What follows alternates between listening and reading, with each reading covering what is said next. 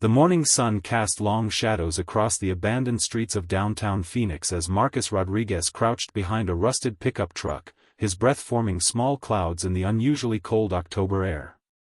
3 months had passed since the outbreak began, and the once bustling metropolis now resembled a graveyard of civilization. Broken windows reflected the orange sunrise like dead eyes, and overturned cars created a maze of metal and debris that had become both sanctuary and trap for the remaining survivors. Marcus adjusted his grip on the baseball bat he'd salvaged from a sporting goods store, its aluminum surface now dented and stained from countless encounters with the infected. Behind him, whispered voices carried on the wind as his group of 7 survivors prepared for what could be their most dangerous mission yet. Emma Thompson, a former nurse whose medical knowledge had kept them all alive, checked her makeshift first aid kit one final time while her hands trembled slightly from exhaustion and fear. Jake Williams, barely 18 but already hardened by months of survival, cleaned his hunting knife with methodical precision, his young face bearing scars that told stories no teenager should ever have to live. Rebecca Martinez crouched beside a shopping cart filled with empty water bottles and canned goods, her engineering background having proven invaluable in creating weapons and fortifications from everyday objects. The group had been living in an abandoned warehouse on the city's outskirts, but their supplies were running dangerously low, forcing them to venture deeper into the infected zone than they'd ever dared before. Their destination was the Phoenix General Hospital, a massive complex that promised medical supplies, food from the cafeteria, and hopefully other survivors who might have barricaded themselves inside. The journey would take them through 6 blocks of territory now controlled by the infected, creatures that had once been their neighbors, friends, and family members but now existed only to spread the virus that had consumed their humanity. David Chen, despite Marcus's preference for different names, had proven himself invaluable as their scout, his smaller frame allowing him to move silently through debris and his keen eyesight spotting danger before it spotted them. Actually, let me restart this with a different character name. David Parker, their designated scout, had already mapped out 3 possible routes to the hospital, each presenting unique challenges and opportunities for both success and catastrophe. The shortest path led directly down Main Street, offering speed but maximum exposure to the largest concentration of infected they'd encountered. The longest route wound through residential neighborhoods where families had once lived peacefully, now home to creatures that responded to sound, movement, and the scent of living flesh with relentless hunger. Lisa Anderson, their group's unofficial leader despite being only 25, had spent the previous night studying David's crude map drawn on cardboard, weighing every option against their dwindling supplies and the group's deteriorating morale. The decision had been unanimous despite the risks. They would take the middle route through the shopping district, where store buildings might provide temporary shelter and escape routes if they encountered more infected than they could handle. Tony Washington, a former construction worker whose strength had saved them numerous times, carried a modified crowbar that doubled as both weapon and tool, its weight reassuring in his calloused hands as he scanned the empty streets for any sign of movement. The infected weren't completely mindless, they'd learned through bitter experience, retaining enough cognitive function to set crude ambushes and coordinate simple attacks that had caught other survivor groups off guard. Rachel Foster, quiet and observant, had developed an almost supernatural ability to predict the infected's behavior patterns, her warnings having prevented 3 potential disasters in the past month alone. As Marcus raised his hand to signal the group's advance, a distant sound echoed through the morning stillness, a metallic clanging that could have been wind rattling a loose sign or something far more dangerous testing the barriers other survivors had erected. The group froze instantly, each member straining their ears and scanning their surroundings for the source of the noise while simultaneously calculating escape routes and defensive positions should their presence be discovered. Emma's medical training had taught her to remain calm under pressure, but even she couldn't suppress the spike of adrenaline that coursed through her veins as the sound repeated, closer this time and definitely not caused by wind or random debris. Jake's knuckles whitened around his knife handle as he remembered the last time they'd heard similar sounds, an encounter that had cost them 2 group members and nearly ended their collective survival story. The hospital loomed in the distance like a beacon of hope and terror combined, its upper floors possibly containing other survivors while its lower levels certainly harbored infected who had once been patients and staff members. Rebecca double-checked the contents of their supply cart, ensuring their most essential items were easily accessible should they need to abandon the cart and run for their lives. The makeshift weapons they'd crafted from everyday objects felt inadequate compared to the magnitude of their mission, but they represented hope, ingenuity, and the human refusal to surrender in the face of seemingly impossible odds. As the metallic sound faded into silence, Lisa made the decision that would determine whether they returned to their warehouse sanctuary with life-saving supplies or joined the countless others who had ventured into the infected zones never to return. With a subtle nod to her companions, she stepped out from behind their shelter and began walking toward an uncertain destiny that awaited them in the zombie-infested streets of Phoenix. The group moved in single-file formation through the skeletal remains of what had once been Phoenix's premier shopping district, their footsteps muffled by debris and broken glass that crunched softly beneath their worn boots. Lisa maintained point position, her eyes constantly scanning the shadowed doorways and broken storefronts that could conceal infected or other desperate survivors who might view their supplies as worth killing for. Behind her, David Parker moved with the fluid grace of someone who had learned that survival depended on becoming invisible, his slight frame allowing him to slip between abandoned vehicles and overturned shopping carts without disturbing the delicate balance of debris that might cascade noisily and announce their presence to every infected creature within hearing distance. The first sign of real danger came not as a sound but as a smell, the sickly sweet stench of decay that had become all too familiar, carried on a breeze that seemed to whisper warnings of horrors lurking just beyond their vision.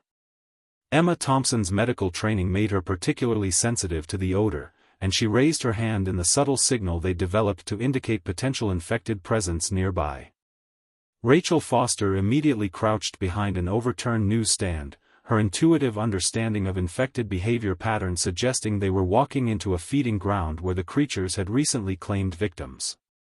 Tony Washington adjusted his grip on the modified crowbar, its weight familiar and comforting as he positioned himself to protect the group's flank while Rebecca Martinez quietly secured their supply cart to prevent any rattling that might attract unwanted attention. The shopping district stretched before them like a canyon of broken dreams, store windows reflecting their movements in fractured patterns that created the illusion of multiple groups moving simultaneously through the apocalyptic landscape. Jake Williams, despite his youth, had developed combat instincts that served him well as he noticed movement in his peripheral vision, a shambling figure emerging from what had once been a designer clothing store, its expensive garments now torn and stained with substances that defied identification. The infected woman had clearly been a shopper when the outbreak began, her purse still clutched in decomposing fingers as she moved with the characteristic jerky gait that marked her as one of the recently turned rather than the more dangerous long-term infected who had learned to coordinate their attacks. Marcus Rodriguez raised his baseball bat, calculating distance and timing while hoping this would be an isolated encounter rather than the beginning of a swarm that could overwhelm their small group within minutes. Lisa Anderson made a split-second decision that would define their survival chances, signaling for the group to move quickly but quietly toward a jewelry store whose security gates might provide temporary shelter if the situation deteriorated beyond their ability to handle with stealth and careful movement.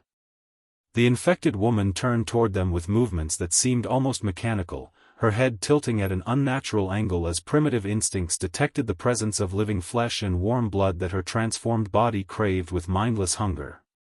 David Parker froze completely, understanding that any sudden movement might trigger the creature's attack response and potentially alert other infected who might be lurking in the surrounding buildings waiting for prey to venture into their territory.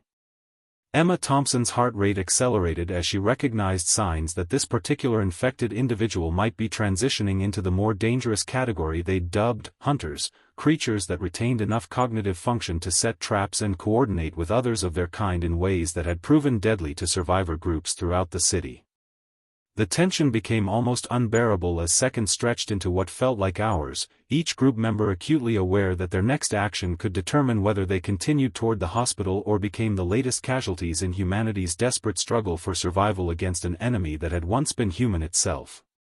Rebecca Martinez slowly reached for a small mirror she'd been carrying, angling it to check for additional infected approaching from directions they couldn't directly observe while maintaining her position behind the supply cart that contained their hopes for continued survival.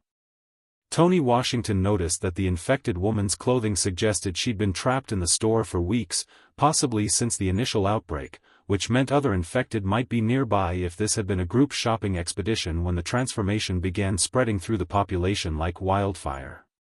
Jake Williams controlled his breathing using techniques he'd learned from watching horror movies before the world ended, never imagining that fictional scenarios would become essential survival knowledge in a reality more terrifying than any filmmaker had ever conceived. The infected woman took another step closer, her movements becoming more focused and purposeful as her primitive nervous system processed sensory information and began directing her body toward the source of the stimulation that promised to satisfy her overwhelming hunger for human flesh. Rachel Foster's intuitive understanding of infected behavior patterns suggested they had perhaps 30 seconds before the creature's proximity would trigger an irreversible attack sequence that would force them into combat rather than allowing continued stealth advancement toward their desperately needed medical supplies.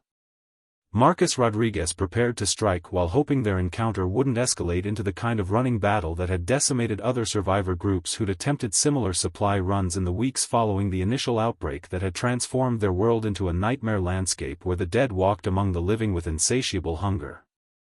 The infected woman's head snapped toward Marcus Rodriguez with predatory precision, her clouded eyes focusing on him with an intensity that sent ice through his veins as he realized their careful stealth approach had failed completely. Lisa Anderson made the split-second decision that would either save or doom them all, lunging forward with her knife drawn while signaling frantically for the others to scatter toward predetermined escape positions they discussed during their planning phase.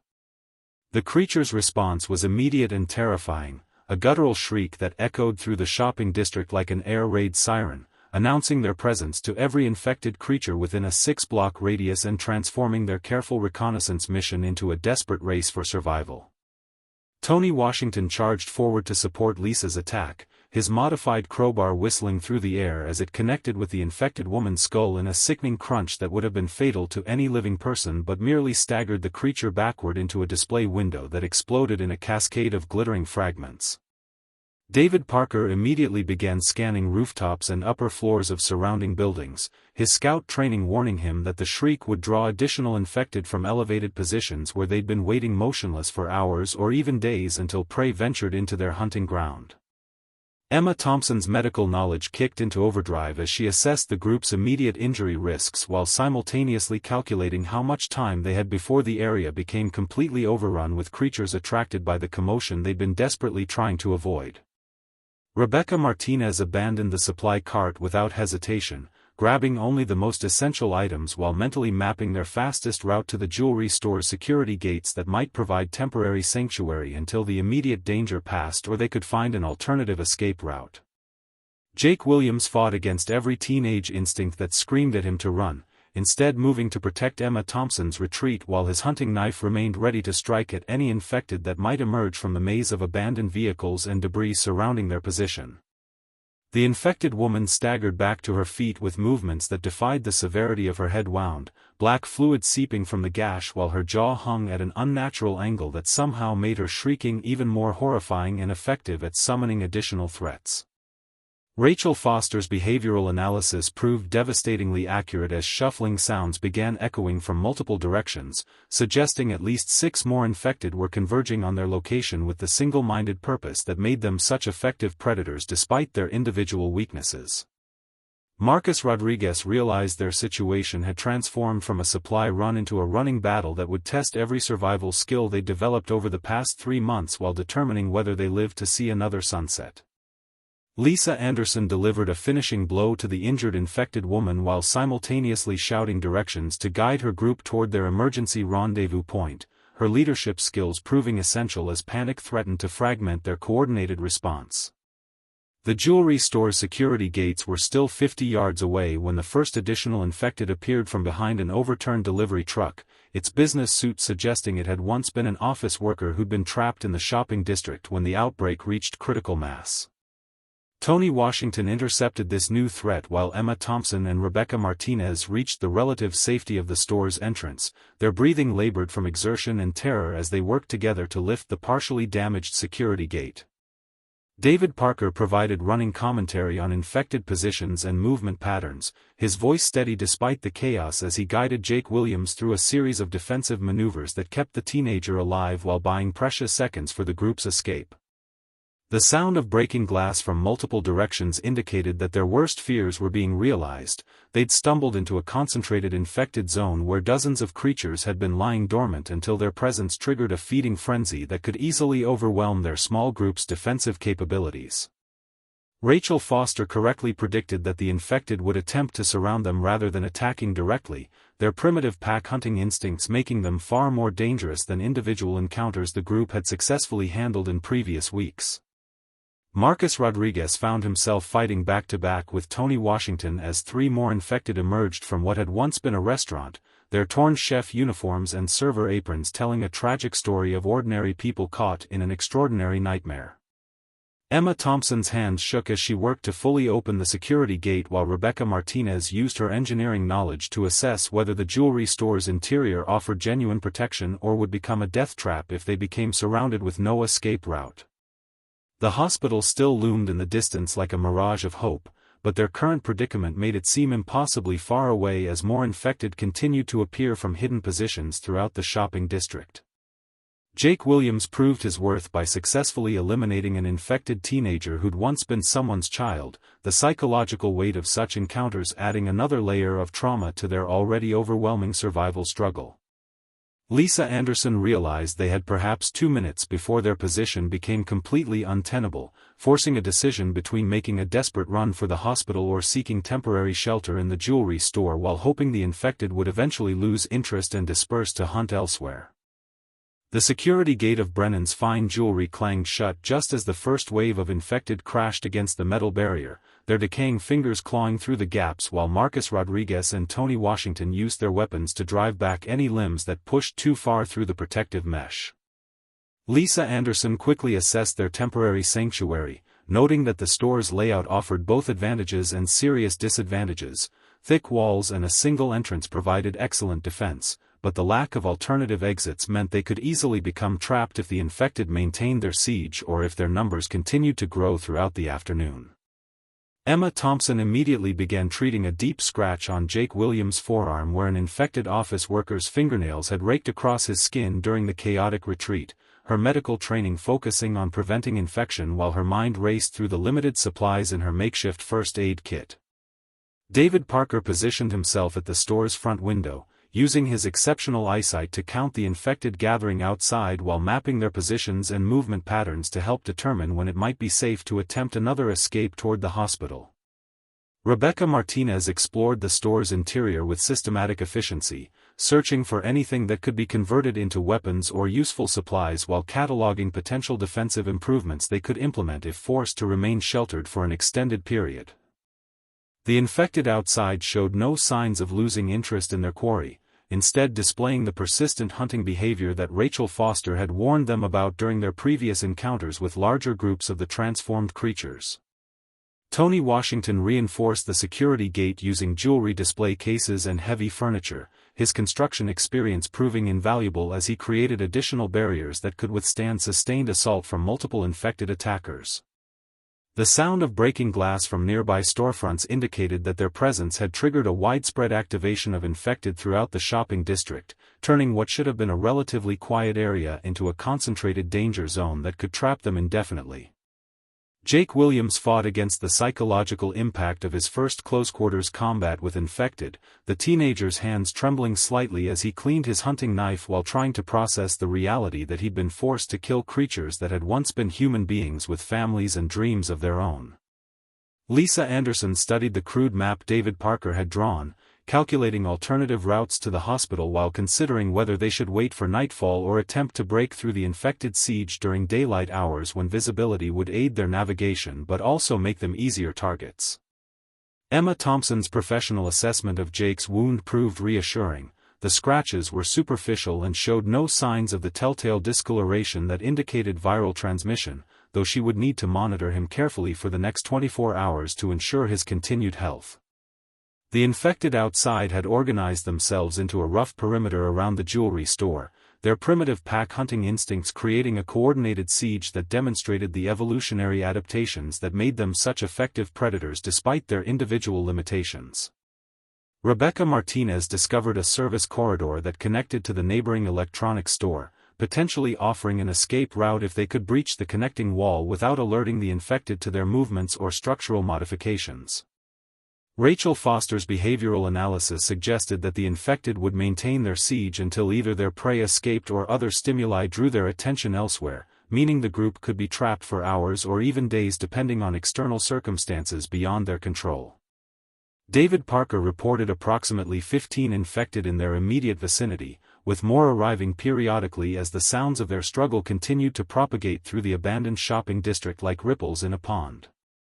Tony Washington began planning modifications to their escape strategy, recognizing that their original route to the hospital would need significant revision given the concentration of infected they'd inadvertently awakened from their dormant state. The afternoon sun cast long shadows through the store's windows, creating an atmosphere that was simultaneously peaceful and terrifying as the group realized they were effectively prisoners in a jewelry store while creatures that wanted to devour them waited patiently outside.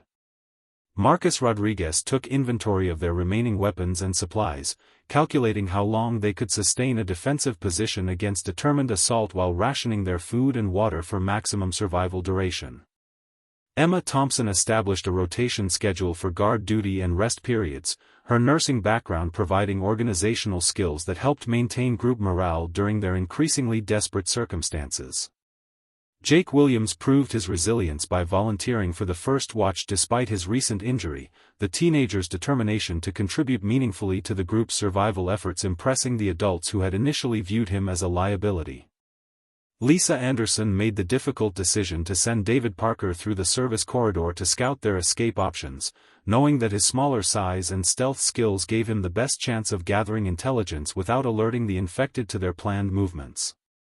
The hospital continued to represent their ultimate goal, but the immediate challenge of escaping their current predicament required all their attention and ingenuity as they faced the possibility that their supply mission might end in tragedy rather than the life-saving success they desperately needed. Rebecca Martinez worked quietly to create makeshift weapons from jewelry display materials while Tony Washington reinforced their defensive positions, both understanding that their survival might ultimately depend on their ability to fight their way out rather than sneaking past the infected who showed no inclination to abandon their siege. The sound of more infected arriving from distant parts of the shopping district created an ominous backdrop to their planning, suggesting that their temporary sanctuary might soon become the site of their final stand against the creatures that had inherited the earth from humanity. David Parker returned through the service corridor after what felt like an eternity, his face pale but determined as he whispered urgent intelligence about their escape options to Lisa Anderson while the infected outside continued their relentless patrol around the jewelry store's perimeter. The electronics store next door was completely overrun with infected who had been customers and employees when the outbreak reached the shopping center, but David had discovered a loading dock behind the building that connected to a service alley running parallel to their intended route toward the hospital. Rebecca Martinez listened intently to David's report while simultaneously working to weaken the connecting wall using tools she'd improvised from jewelry repair equipment, her engineering background helping her identify the most efficient way to create a breach without triggering a structural collapse that could trap them permanently. Tony Washington coordinated the timing of their escape attempt with the infected patrol patterns David had observed, noting that the creatures seemed to follow a roughly predictable circuit around the store every 12 to 15 minutes, potentially providing a narrow window for their group to slip away undetected. Emma Thompson prepared emergency medical supplies for immediate transport while Jake Williams proved his growing maturity by volunteering to serve as rear guard during their escape, despite the significant personal risk this role would entail if the infected discovered their movement before they reached relative safety. Lisa Anderson made the final decision to attempt their breakout during the next patrol cycle, understanding that remaining in the jewelry store would only increase their vulnerability as more infected continued to arrive from throughout the shopping district, drawn by the sounds and scents that marked their location. Marcus Rodriguez positioned himself at the store's front window to provide intelligence about infected movements while Rebecca Martinez completed her work on the wall breach, creating an opening just large enough for each group member to pass through individually without making enough noise to alert their besiegers.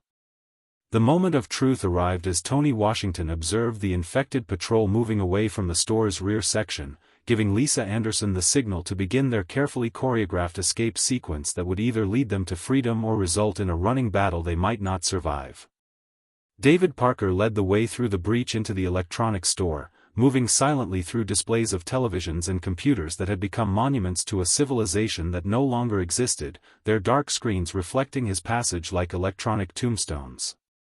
Emma Thompson followed immediately behind David, her medical bag clutched tightly as she navigated between infected corpses that littered the store floor, some showing signs of recent feeding while others appeared to have been lying motionless for weeks since the initial outbreak devastated the area.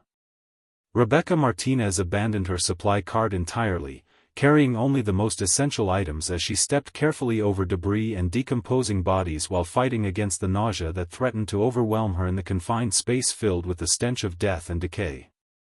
Jake Williams demonstrated remarkable courage as he helped Tony Washington and Marcus Rodriguez move their remaining supplies through the breach before taking his position as rear guard, his hunting knife ready to defend against any infected that might discover their escape route before they reached the loading dock.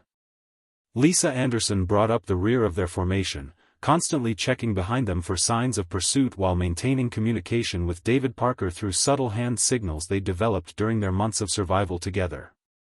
The electronics store's interior presented a maze of obstacles and potential hiding places for infected, forcing the group to move with extreme caution while maintaining the speed necessary to reach the loading dock before their absence was discovered by the creatures patrolling the jewelry store.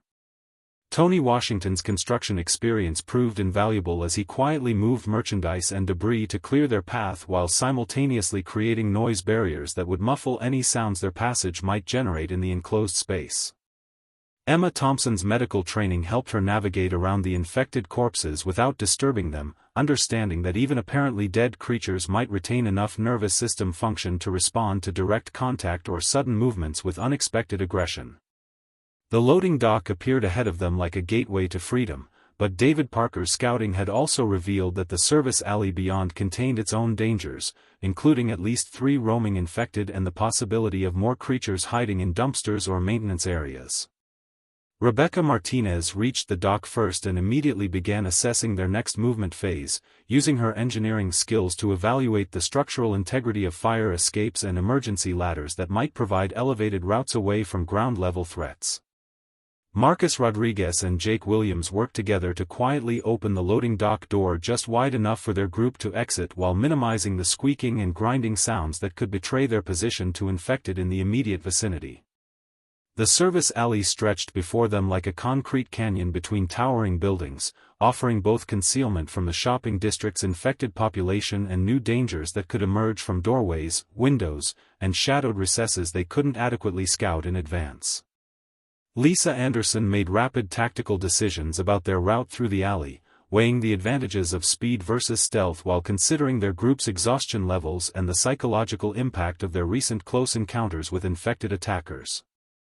Tony Washington took point position for the alley traverse, his modified crowbar ready to deal with any infected they encountered while his keen awareness of structural elements helped him identify potential escape routes if they faced overwhelming opposition. The hospital still dominated the skyline ahead of them, its upper floors glowing in the afternoon sunlight like a beacon of hope that seemed simultaneously closer and more distant than ever before, representing both their ultimate goal and the countless dangers they would need to overcome to reach its promised medical supplies and potential sanctuary. Emma Thompson checked her watch and calculated that they had perhaps 4 hours of daylight remaining before darkness would transform their mission from challenging to nearly impossible, adding temporal pressure to their already desperate circumstances as they prepared to enter the final phase of their journey through the infected wasteland that Phoenix had become. The service alley proved to be a treacherous gauntlet of shadows and potential ambush points as Tony Washington led their formation past overflowing dumpsters and emergency exits that could conceal infected or hostile survivors at any moment. The first infected they encountered was a former delivery driver whose uniform still bore the logo of a local bakery, his zombie transformation having occurred while he was apparently unloading supplies, leaving scattered boxes of moldy pastries around his feet as he turned toward the sound of their careful footsteps. David Parker immediately signaled for the group to freeze against the alley's brick wall while Tony Washington calculated whether they could eliminate this single threat quietly enough to avoid alerting other infected who might be lurking in the maze of service corridors and loading docks that connected the shopping district's rear sections. Lisa Anderson made the tactical decision to engage the creature directly, understanding that their route to the hospital would be impossible if they couldn't handle individual infected encounters without triggering larger confrontations that could overwhelm their limited combat capabilities. Marcus Rodriguez and Jake Williams coordinated their attack with practiced efficiency, the older man's baseball bat connecting with the infected driver's skull while the teenager's knife found the precise spinal insertion point that Emma Thompson had taught them would cause immediate incapacitation. The creature dropped silently to the alley's cracked asphalt, but their brief combat had consumed precious time and energy while potentially alerting other infected to their presence through sounds and scents that carried further than they could accurately predict. Rebecca Martinez spotted movement in a second-floor window of the building adjacent to their position, her sharp eyes detecting what appeared to be either infected or survivors observing their progress through the alley with unknown intentions that could prove either helpful or catastrophic. Emma Thompson quickly examined Tony Washington's hands after the combat, noting small cuts from the infected driver's broken fingernails that would require immediate cleaning and monitoring to prevent viral transmission, though her medical assessment suggested the wounds were superficial and unlikely to cause infection. The alley stretched another 200 yards before connecting to the street that would provide their final approach to Phoenix General Hospital, but David Parker's reconnaissance had revealed at least 4 more infected patrolling that crucial intersection where their stealth approach would become impossible to maintain. Jake Williams volunteered to scout ahead toward the intersection while the rest of the group maintained their current position, his youth and agility making him their best option for gathering intelligence about the infected distribution around their ultimate destination. Lisa Anderson reluctantly approved the scouting mission while establishing strict time limits and emergency signals that would guide their response if Jake encountered more opposition than he could handle alone, her leadership skills balancing necessary risks against group survival requirements. Tony Washington used the brief pause to reinforce their remaining weapons and check their supply levels, his construction background helping him identify materials in the alley that could be converted into defensive tools or improvised weapons if their situation deteriorated further. The figure in the second-floor window disappeared from view, leaving Rebecca Martinez uncertain whether they'd been observed by infected, hostile survivors, or potentially friendly humans who might provide assistance or at least avoid interfering with their mission to reach the hospital's medical supplies. Emma Thompson established a defensive perimeter around their position while monitoring the alley's access points for signs of infected convergence, her medical training providing tactical awareness that complemented her healing skills in their desperate survival environment. Marcus Rodriguez found himself thinking about the group members they'd lost during previous supply runs, wondering whether their current mission would add more names to the growing list of casualties that haunted his dreams and motivated his determination to protect their remaining survivors.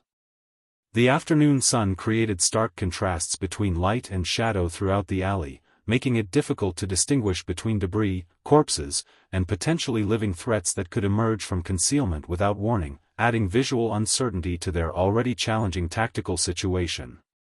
Jake Williams returned from his scouting mission with mixed intelligence. The intersection contained 6 infected but also offered multiple approach routes that could allow them to reach the hospital's emergency entrance if they coordinated their movement with the precision their survival had taught them was essential. David Parker confirmed Jake's report while adding details about the hospital's external condition, noting that several entrances appeared to be barricaded from the inside, suggesting other survivors might have successfully reached their destination and established defensive positions. Rebecca Martinez quickly calculated their optimal approach vector using her engineering knowledge to evaluate sight lines, cover positions, and potential escape routes that would maximize their chances of reaching the hospital's interior without becoming trapped in another siege situation. Lisa Anderson gathered her team for final coordination, understanding that their next movement phase would determine whether their 3-month survival story continued or ended in the shadow of the building that represented their greatest hope for medical supplies and potential sanctuary. Tony Washington checked his modified crowbar one final time while Emma Thompson distributed their remaining emergency medical supplies among the group members, ensuring that each person could provide basic first aid if they became separated during the assault on the hospital's perimeter. The infected at the intersection showed no awareness of their presence, but Marcus Rodriguez knew from bitter experience that the creature's apparent passivity could transform into deadly aggression within seconds of detecting living prey in their territory. Jake Williams took point position for their final approach, his scouting experience and youthful reflexes making him their best option for navigating the complex terrain between their current position and the hospital's emergency entrance that promised either salvation or another deadly trap.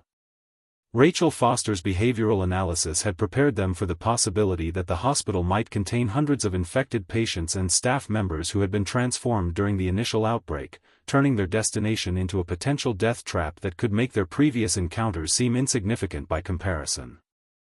The moment of truth arrived as Lisa Anderson signaled for their advance toward Phoenix General Hospital, knowing that their next few minutes would determine whether their desperate gamble for medical supplies would succeed or become another tragedy in humanity's losing battle against the infected hordes that had inherited the Earth.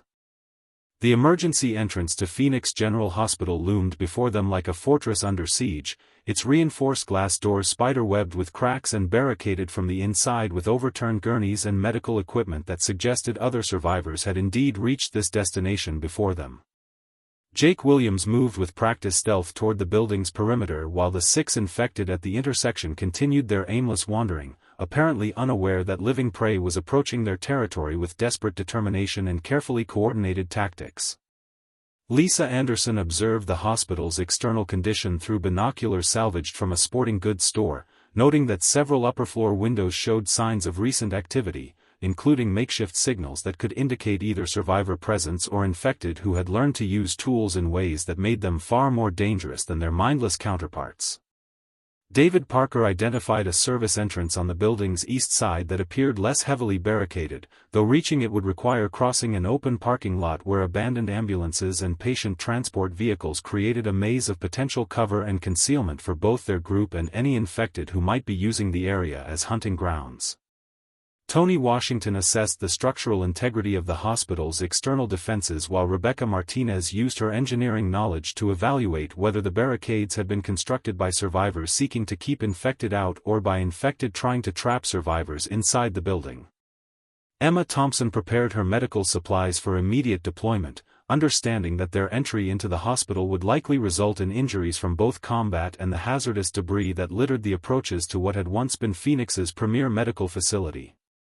Marcus Rodriguez coordinated the timing of their approach with the infected patrol patterns they'd observed, noting that the creatures seemed to follow predictable routes that would provide narrow windows of opportunity for rapid movement across the exposed parking area.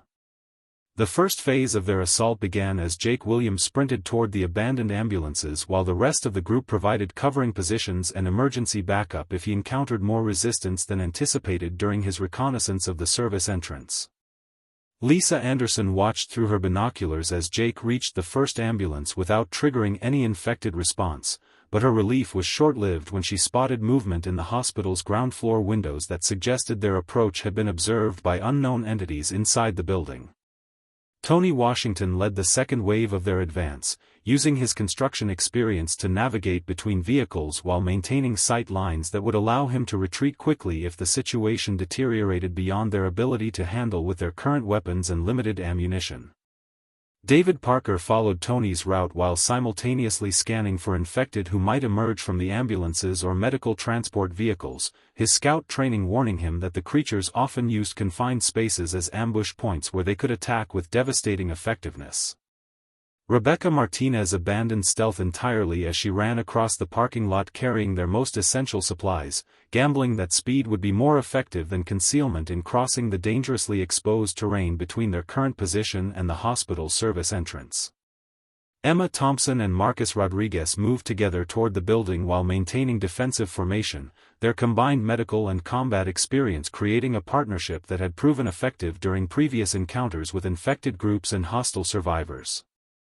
The service entrance that David Parker had identified proved to be partially obstructed by medical waste containers and emergency equipment, but Jake Williams had already begun clearing a path that would allow their group to enter the building if they could reach his position without triggering a major confrontation. Lisa Anderson made the final sprint across the parking lot just as infected from the intersection began responding to the sounds and movement that their approach had generated, transforming their carefully planned infiltration into a race against time and overwhelming numbers. The hospital's interior revealed itself gradually as Jake Williams forced open the service entrance, exposing corridors lined with overturned medical equipment and debris that suggested the building had been the site of fierce battles between survivors and infected during the early days of the outbreak. Tony Washington immediately began securing their entry point while Rebecca Martinez assessed the internal layout using emergency lighting that still functioned sporadically throughout the building's lower levels, creating an eerie atmosphere of shifting shadows and uncertain visibility. Emma Thompson's medical knowledge proved invaluable as she identified the locations of supply storage areas and pharmacy sections that would contain the medications and equipment they desperately needed for their continued survival in the post-apocalyptic wasteland. David Parker scouted ahead into the hospital's main corridors while the infected from the parking lot began testing their barricaded service entrance, creating time pressure that forced the group to move deeper into the building without adequate reconnaissance of potential threats. The sound of gunfire echoing from the hospital's upper floors confirmed Lisa Anderson's suspicion that other survivors had established defensive positions somewhere in the building, but whether these unknown humans would prove friendly or hostile remained a dangerous uncertainty. Marcus Rodriguez discovered evidence of recent combat in the hospital's emergency room, including barricades constructed from hospital beds and medical equipment that showed signs of having been overwhelmed by infected attacks that had claimed an unknown number of survivor casualties. Jake Williams reported movement in the hospital's central stairwell that could indicate either infected or survivors attempting to investigate the sounds their entry had generated, forcing Lisa Anderson to make rapid tactical decisions about their next movement phase. Rebecca Martinez located the hospital's pharmacy section behind reinforced security doors that had been partially breached, suggesting that previous survivor groups had successfully accessed medical supplies but might have paid a heavy price for their efforts. Tony Washington reinforced their entry point using medical equipment and furniture while Emma Thompson began collecting essential supplies from abandoned nursing stations and emergency medical caches scattered throughout the hospital's lower level. The infected pressure against their service entrance continued to increase as more creatures responded to the sounds of their infiltration, creating the possibility that they might become trapped inside the hospital if they couldn't locate alternative exit routes or eliminate the threats surrounding the building. Lisa Anderson realized that their mission had evolved from a simple supply run into a complex survival scenario that would test every skill they developed during their months of post-apocalyptic existence while potentially determining whether they lived to continue their fight against the infected hordes that had claimed their world. The stairwell erupted in chaos as the survivors from the upper floors descended with military precision, their leader a grizzled former Army sergeant named Colonel James Mitchell who immediately assessed the tactical situation while his team of 12 heavily armed survivors established defensive positions throughout the hospital's main corridor. Lisa Anderson found herself caught between relief at discovering organized resistance and concern that these newcomers might view her group as competition for the hospital's limited medical resources, but Colonel Mitchell's first words dispelled her fears as he shouted orders for coordinated defense against the infected masses now breaking through multiple entry points. Jake Williams proved his combat evolution by seamlessly integrating with Mitchell's team, his youth and agility making him an ideal messenger between defensive positions as Tony Washington and Marcus Rodriguez used their construction and improvised weapon skills to reinforce barricades that were rapidly failing under sustained infected assault. Emma Thompson's medical expertise became invaluable as she worked alongside the colonel's medic to treat wounded survivors while simultaneously gathering the pharmaceutical supplies that had motivated their original mission, her efficiency impressing the military veterans who had been defending the hospital for 6 weeks. David Parker's scouting abilities proved crucial as he mapped escape routes through the hospital's complex layout while Rebecca Martinez used her engineering knowledge to collaborate with Mitchell's demolitions expert in creating controlled explosions that would eliminate infected concentrations without compromising the building's structural integrity. The infected breakthrough came simultaneously from 3 directions as creatures poured through the emergency room, service entrance, and a previously unknown basement access that had been compromised during recent storms, forcing the combined survivor groups to implement a fighting retreat toward the hospital's helicopter landing pad.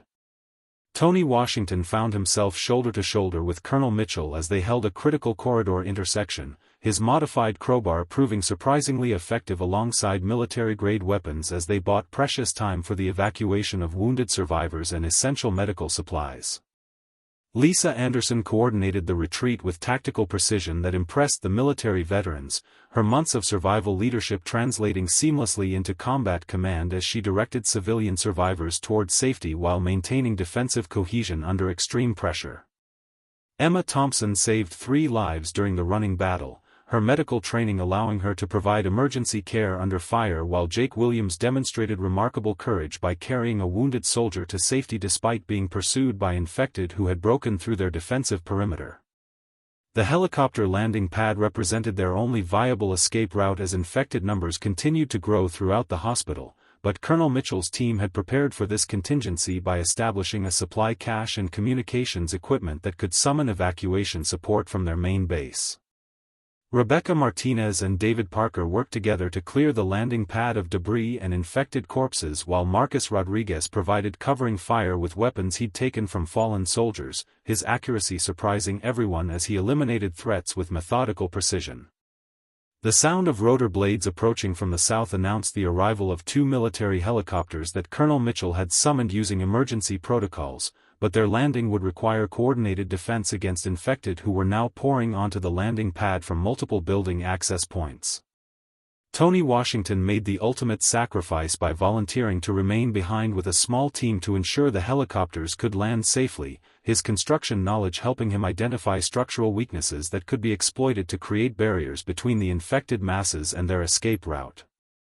Lisa Anderson refused to abandon Tony Washington, leading a desperate counterattack that eliminated the immediate infected threats while allowing both helicopters to touch down simultaneously, their crews providing suppressing fire that carved corridors of safety through the zombie hordes. Emma Thompson's medical supplies and newly acquired pharmaceutical resources were loaded first, ensuring that their mission's primary objective would be achieved regardless of what happened during the evacuation phase that was rapidly becoming the most dangerous moment of their entire survival story. Jake Williams proved his transformation from liability to asset by helping wounded survivors reach the helicopters, while David Parker and Rebecca Martinez used explosive devices to create firebreaks that prevented infected reinforcements from overwhelming their defensive positions. The evacuation proceeded with military efficiency as Colonel Mitchell's team demonstrated the tactical superiority that had allowed them to survive and thrive in the hospital for over a month, but their success came at the cost of 4 soldiers who had fallen during the breakthrough battle. Marcus Rodriguez found himself among the last survivors to board the evacuation helicopters, his baseball bat finally abandoned in favor of military weapons that better suited the large-scale combat they'd encountered during their escape from the infected overrun medical facility. Tony Washington's survival surprised everyone as he reached the helicopters just as the infected masses threatened to overwhelm their position, his construction experience having identified a maintenance tunnel that provided an unexpected escape route when their primary defensive line collapsed. The helicopters lifted off amid a swarm of infected who had reached the landing pad just seconds too late to prevent the evacuation, their frustrated shrieks and grasping hands creating a nightmarish farewell to Phoenix General Hospital as it disappeared beneath the survivors who had successfully completed their most dangerous mission. Lisa Anderson looked down at the zombie-infested city that had been their hunting ground and temporary home, understanding that their group had evolved from desperate scavengers into a formidable survival unit capable of coordinating with military forces and completing complex operations under extreme pressure. Emma Thompson inventoried their medical acquisitions while treating minor injuries sustained during the hospital battle, her satisfaction evident as she realized they had gathered enough pharmaceutical supplies to sustain their community for several months while potentially trading excess medications for other essential resources. Colonel Mitchell's invitation to join his fortified base camp represented a new chapter in their survival story, offering security and resources that could transform their desperate day-to-day existence into a sustainable resistance against the infected hordes that had claimed civilization. The sunset painted the desert landscape in shades of orange and red as their helicopters flew toward a secure compound that promised hot meals, clean water, and the first genuine safety they had experienced since the outbreak began 3 months earlier, marking the end of their independent survival phase and the beginning of their contribution to organized human resistance. Jake Williams smiled for the first time in weeks as he realized that their group had not only survived their most dangerous mission but had proven themselves worthy of joining the military survivors who represented humanity's best hope for eventual victory against the zombie apocalypse that had transformed their world into a battleground between the living and the undead.